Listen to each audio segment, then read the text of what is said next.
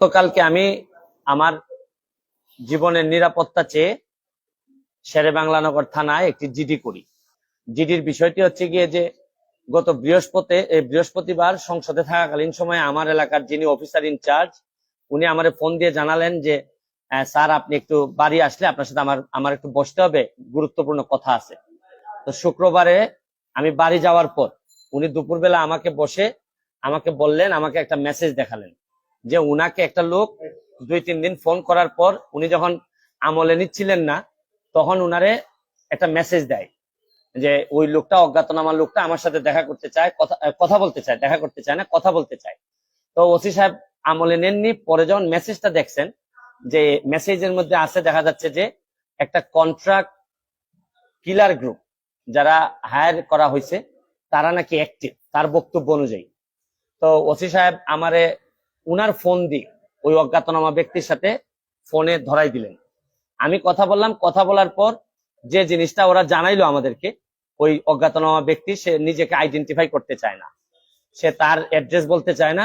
সে বলে যে আমি নিজেও ওই কিলার গ্রুপের মেম্বার ছিলাম, যখন আপনার নামটা আসছে আপনাকে হত্যা করতে হবে, তখন আমি বলছি যে না আমি এটা পারবো না, কারণ উনি ওই লোকটা সিলেটি, সে আমার কাজকর্ম সম্পর্কে জানে, এই জন্য সে কোনোভাবে রাজি হয় নাই। তখন সে বলছে যে আমার বিষয়টা হচ্ছে গিয়ে, তার বক্তব্য অনুযায়ী আমার বিষয়টা হচ্ছে গিয়ে আমি আপনাকে একটা ওয়ার্নিং দিচ্ছি, আপনি এই 2-3 দিন আপাতত ঘরের বাইরেই যাবেন না।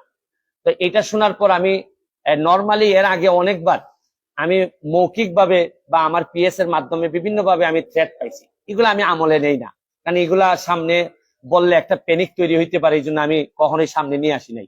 এইবার যখন আমার এলাকার ওসি সাহেবের মাধ্যমে আসছে তখন আমার কাছে মনে হয়েছে যে মানুষ যখন কখনো কোনো ওসিরে নর্মালি তো কেউ ফোনই দেয় না, তার উপর যখন সে এইরকম একটা মেসেজ দিছে তখন আমার মনে হয়েছে, আমার এখন মনে হয়েছে যে সিরিয়াসলি একটা পটেনশিয়াল থ্রেট, আমার এটা অবশ্যই আমলে নিতে হবে। তো এই জন্য আমি ওই দিন পরের দিন সকালে আমি ঢাকা চলে আসি, সংসদ ভবনে চলে আসি। এসে আমি এর ভিতরে আমি পুলিশের ঊর্ধ্বতন কর্মকর্তা যারা আছেন তাদের সাথে আমি কথা বলি। তো এরপরে আমি জিডিটা আমি গতকালকে করছি।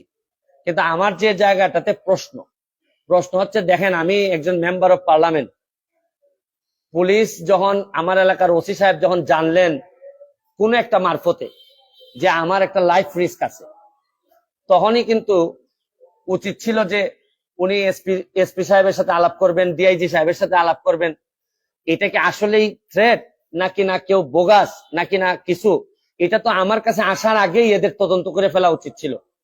মানে আমাকে জিডি করতে হলো কেন?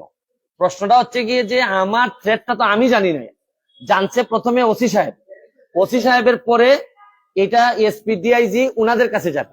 আমি জানার আগেই ওনারা আমাকে প্রোটেকশন দিবেন, আমাকে পরে জানাবেন যে এই থ্রেটটা যেটা ছিল এটা রিয়েল অথবা ফেক। উনারা আমাকে বলছেন, ওসি সাহেবের যতটুকু ব্রেইনে ধরছে উনি ধরছেন, আমাকে বলছেন, আমাকে জিডি করতে হয়েছে।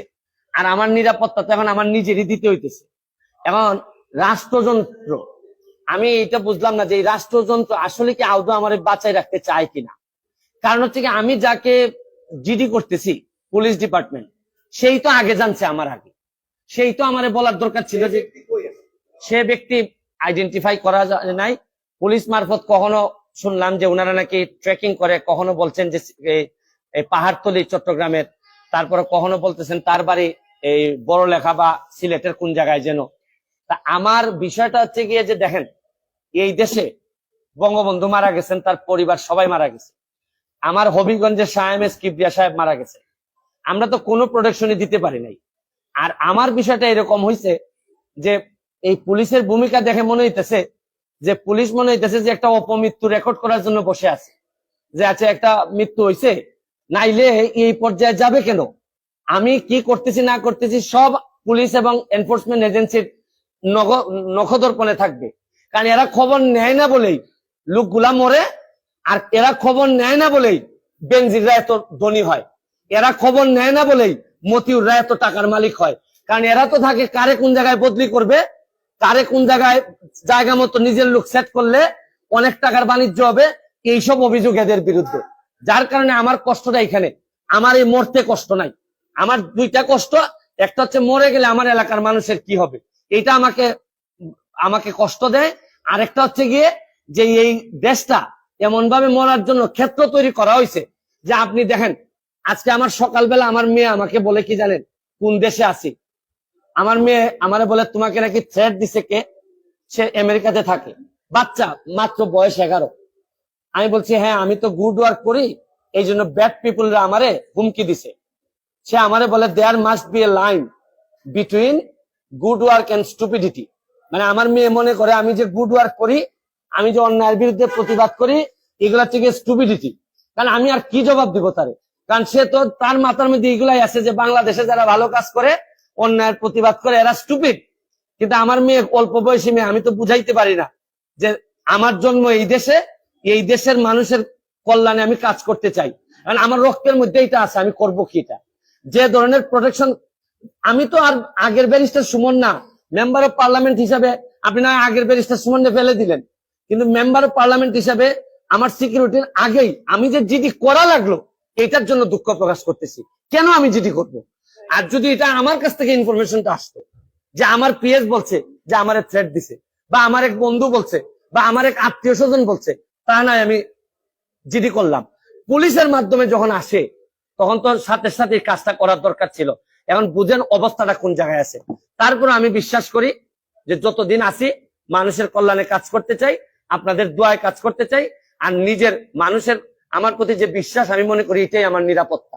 আর এখন বাকিটা এনফোর্সমেন্ট এজেন্সি আছে, তারা যদি আমি কথা বলছি আইজিপি মহোদয়ের সাথে, উনি অত্যন্ত ভালোভাবে আমাকে আনসার দিচ্ছেন, বলছেন যে এটা তো আগেই ওদের এই কি করার কথা। উনি আমার বিশ্বাস যে উনি ওই যারা আছে তাদেরকে প্রশ্ন করছেন যে এটা তো তোমরা জিডি করার আগেই ইনফরমেশন পাওয়ার সাথে সাথে কাজ করার কথা। একমাত্র আইজিপি সাহেব, বর্তমান আইজিপি সাহেব, উনি আমার অ্যাঙ্গেলে উনি কথা বলছেন। আর বাকি যারা আছে সবাই মনে হইতেছে যে সাক্ষী দেওয়ার জন্য বসে আছে, আমি কখন মরবো, মরলে পরে সাক্ষী দিবে।